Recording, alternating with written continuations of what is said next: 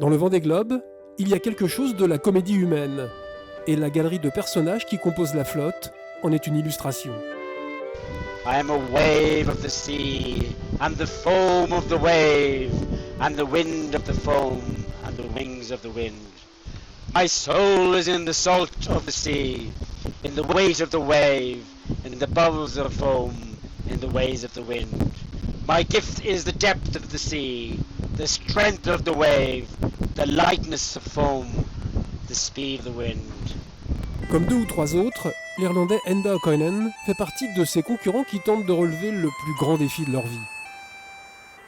Éric Bellion aussi, mais il semblerait que le skipper du bateau comme un seul homme ne soit pas au mieux de sa forme.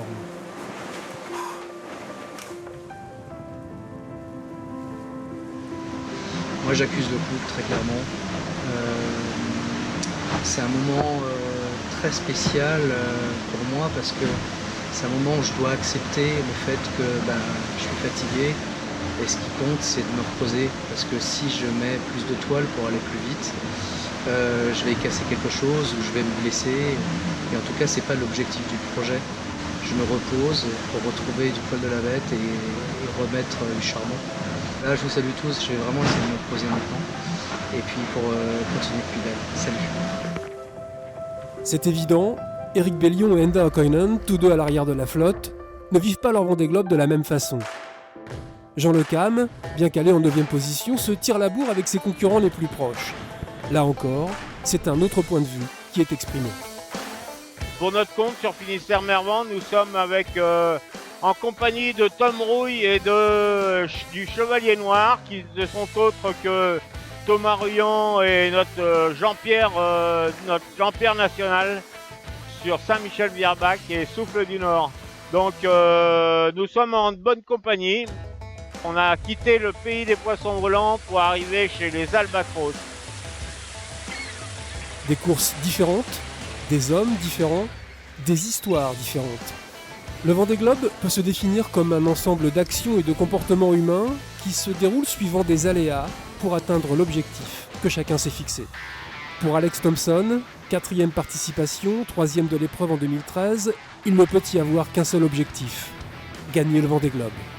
Avec un foil en moins, on pourrait penser que le Britannique a revu ses prétentions à la baisse.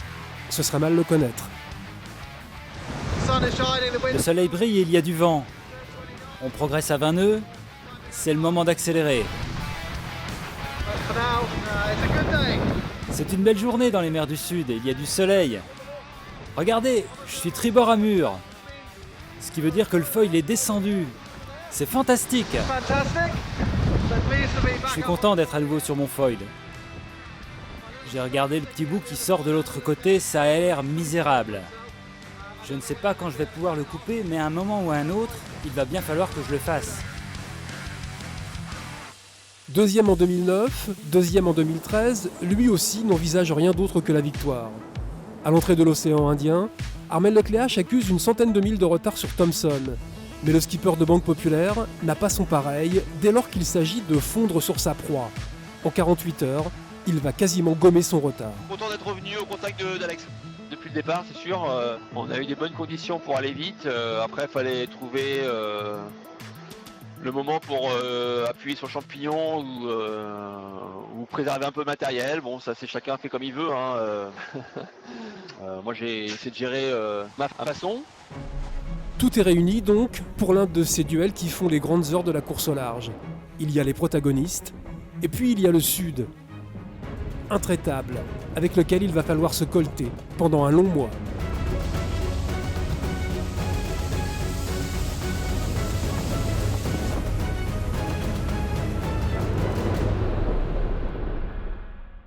Après quasiment 3 semaines de mer, entre les premiers et les derniers, la flotte s'étire sur plus de 7000 km, avec des conditions météo radicalement différentes. Didac Costa et Sébastien Destremo sont encore dans les alizés au large du Brésil, pendant qu'un peloton de 10 bateaux peine contre du vent de face sur la route des 40e. Bon, c'est bien secoué quand même, là. Face aux vagues dans l'Atlantique Sud, on a l'impression que le bateau il va se désintégrer à chaque vague. Ça tape dur. Mais bon, pour l'instant tout va bien. Allez, il faut tenir encore 24 heures et dans 24 heures c'est le spi et au taquet, c'est parti. Plus au sud, en arrière d'une dépression venue d'Argentine, ça tartine copieux pour Quito de Pavón. Heureusement qu'il y a la bulle. Moi, je vous le dis. Et 600 000 devant lui, c'est pas mal non plus chez Thomas Ruyant qui tutoie les 450 000 en 24 heures et recolle au duo Dick Lecam. Je suis content parce qu'on est revenu là sur les deux briscards de devant. Voilà, on est au contact, donc ça c'est chouette. C'est cool, ça glisse et ça va vite. Là, ça fait 48 heures qu'on est en avant d'un front d'une dépression qui nous emmène jusque Bonne-Espérance. Autrement dit, vers la porte d'entrée dans l'océan Indien auquel il faut se préparer, d'une manière ou d'une autre. Bon, dernière douche par 36 Sud. Je profite que l'eau soit encore à peu près la température correcte pour prendre ma dernière douche. Ouais, bah là, c'est sûr, c'est la dernière. Devant, dans le groupe qui précède Yann Eliès, Paul Meillat confirme un excellent début de course. 4e au classement, novice en la matière, il vient de changer d'océan. On vient de passer le cap de Bonne-Espérance cette nuit. Et comme j'ai la chance de tomber un dimanche, eh ben, j'ai le droit au croissant ce matin.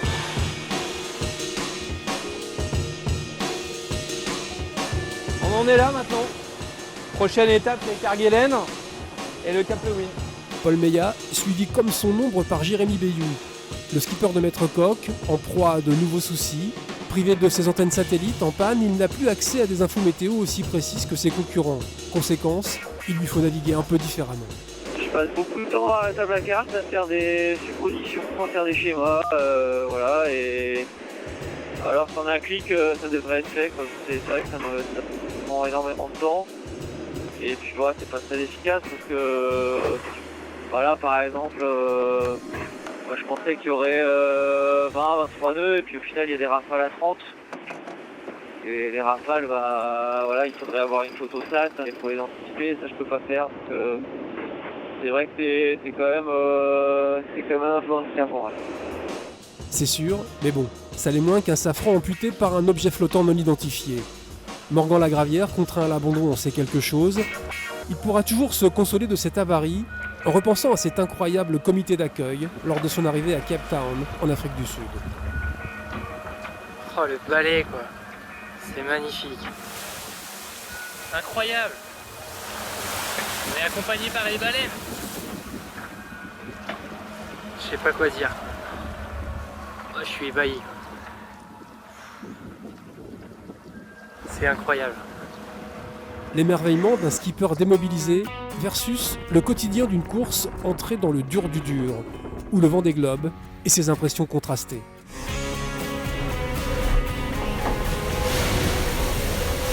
Visibilité pas très bonne, on va dire 200 mètres. Température doit faire 10-12 degrés. Mais ça va vite. Ça va vite, ça va vite. Et avec tout ça, on a sorti les affaires d'hiver, bonnet, polaire et petits collants. Normalement, il faut que la température, ça passe plus facilement. Ce qui doit passer moins facilement pour Sébastien Josse, c'est le retard qu'il accumule sur le duo de tête. Au 23e jour de l'épreuve, l'écart avoisine les 500 000 et ne cesse de s'amplifier. Alors on est en plein milieu de l'océan Indien, on vient de passer au nord des îles Crozet, et on se dirige là vers les îles Kerguelen, on devrait passer normalement mercredi. Depuis plusieurs jours, Armel Lecléache a réendossé le ciré du leader qu'Alex Thompson portait depuis le 12 novembre. Mais pour Alex, noir c'est noir, il y a toujours de l'espoir. Comme vous pouvez le voir, c'est le noir complet. C'est un petit peu stressant, donc je prévois de rester prudent, tout en continuant de talonner Armel si je peux. Je suis bâbord à mur, donc pas de feuille de ce côté. Je vais essayer de rester au contact jusqu'à ce que l'on passe à tribord, et ensuite, je pourrai tenter quelque chose. Les Kerguelen, archipel des terres australes et antarctiques françaises au sud de l'océan Indien. une réserve naturelle de 7200 km² et depuis les années 50, une base logistique et scientifique. Les Kerguelen, théâtre aussi d'une opération qui restera dans les annales de la course au large. Le 30 novembre, alors qu'Armel Lecléache est en train de doubler l'archipel, un hélicoptère le survole et nous offre ces images inédites.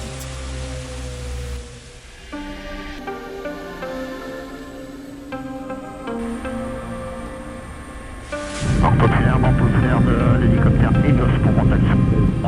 Ici Banque Populaire. Bonjour à tout l'équipage de Nivos.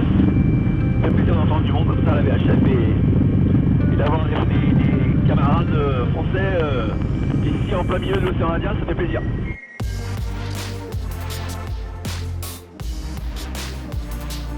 Dans l'histoire du Vendée Globe, c'est la première fois que des prises de vue aériennes sont réalisées dans cette partie du monde. Le résultat d'une étroite collaboration entre la production audiovisuelle de l'épreuve, la Marine nationale et le groupe TF1. Et grâce aussi à la précision des positions fournies par la direction de course, qui a permis de repérer facilement Armel Lecléache, 40 000 au nord des Kerguelen.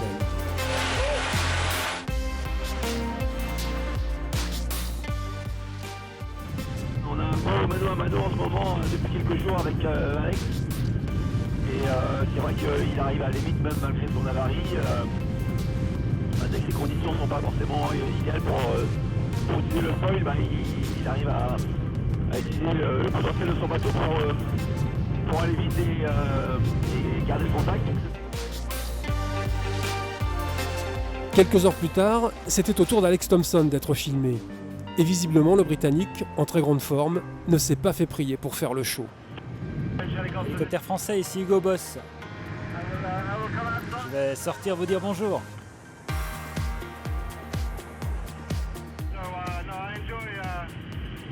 J'apprécie de me battre contre quelqu'un comme Armel. Il garde le rythme, il me fait travailler dur. Ça rend les choses très intéressantes. Alex Thompson qui repassera devant en fin de semaine, alors qu'en milieu de flotte, toujours dans l'Atlantique Sud, on se prépare à affronter des conditions météo musclées sur la route de l'océan Indien. Et en ce sens, ce qu'entreprend Kojiro Shiraishi est tout simplement vertigineux. Je me prépare à monter dans le mât.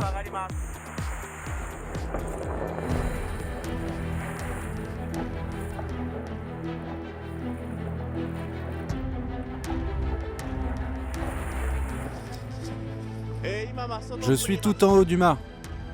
J'ai changé cet anémomètre vertical.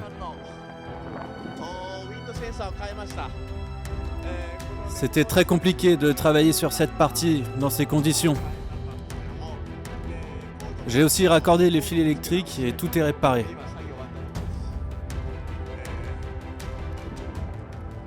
Comme vous le voyez, tout est en ordre.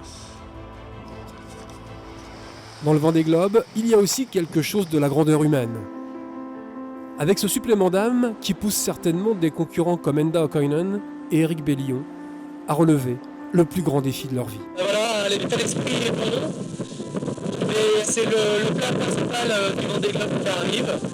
Terminer les latitudes clémentes et maintenant c'est place au grand sud. Et je vais vous raconter tout ça. Salut à tous, salut!